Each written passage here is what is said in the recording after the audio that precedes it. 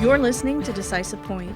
The views and opinions expressed in this podcast are those of the authors and are not necessarily those of the Department of the Army, the U.S. Army War College, or any other agency of the U.S. government.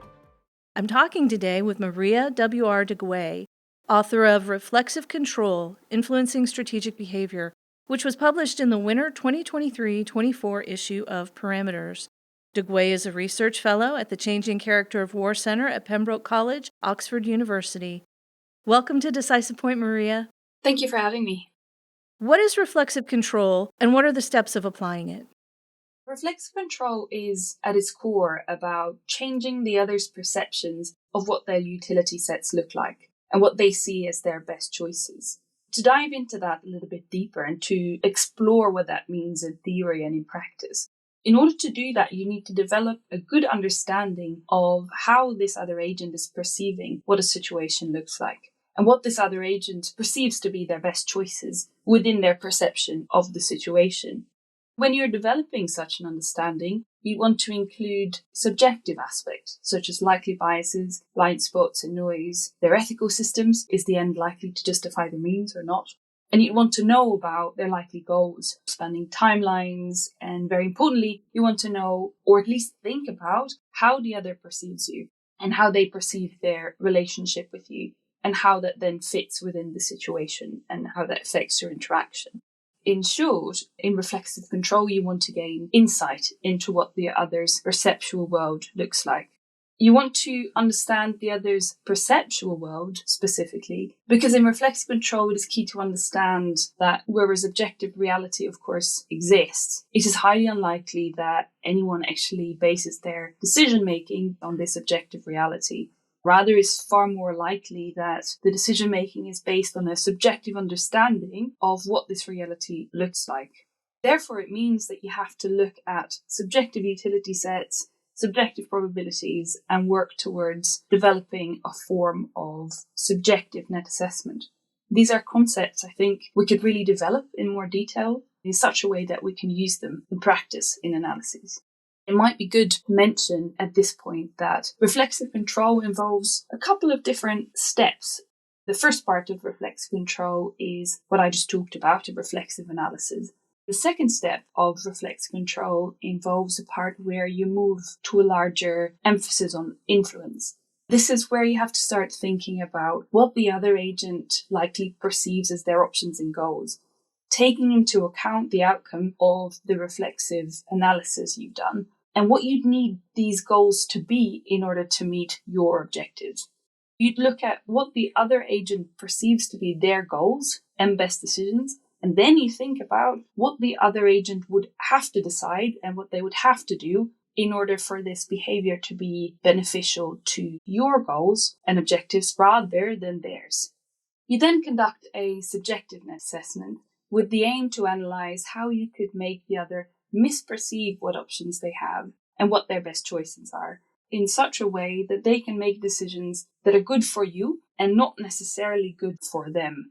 With a normal net assessment, this includes a critical analysis of yourself, in this case, explicitly including an analysis of how you are being perceived by the other and what the different scenarios of interaction could be. You then perhaps decide to use this reflexive control on the other, which gives you a unique testing and learning opportunity and providing you with a feedback loop. If your reflexive control works, you've likely been correct in your analysis. And if it didn't work, you have the opportunity to learn from this and find out why it didn't work. This could, for example, be because your analysis was incorrect, or perhaps it was correct, but there was an interfering external factor. Either way, you need to learn from this and implement the result of your analysis for next time, so you keep improving your model. That way, you might not have achieved your short-term goal of steering behavior now, but has still been useful to you in the longer run.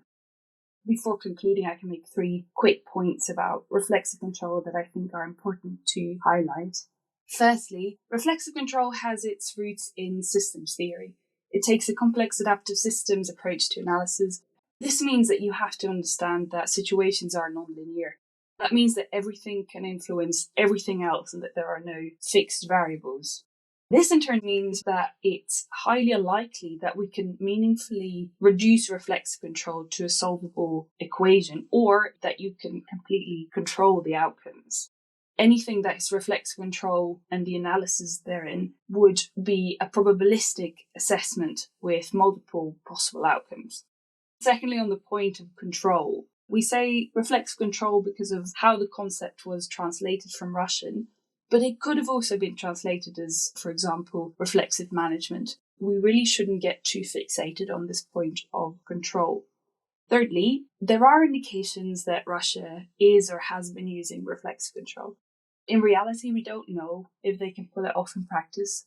In my opinion, the question of whether they use it or not is relatively unimportant.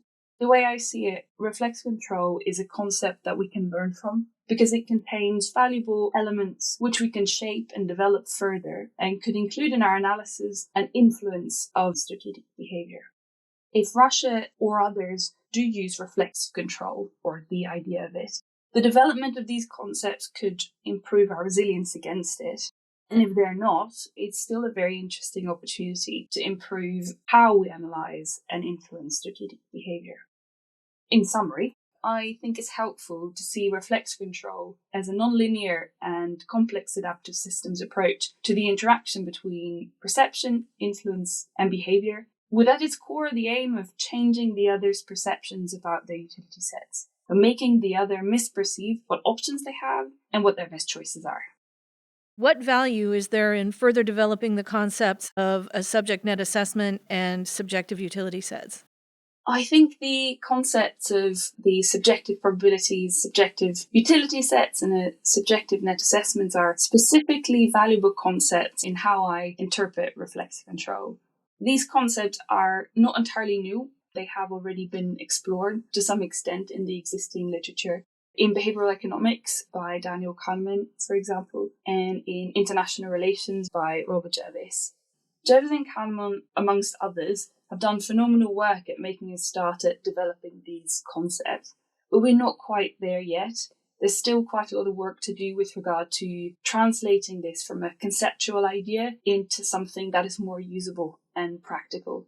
I think analysis of strategic behavior could really benefit from putting these concepts at the heart of this sort of analysis. Because in the end, it's the perception of a situation that determines an actor's actions, not the actual situation or the factual objective truth.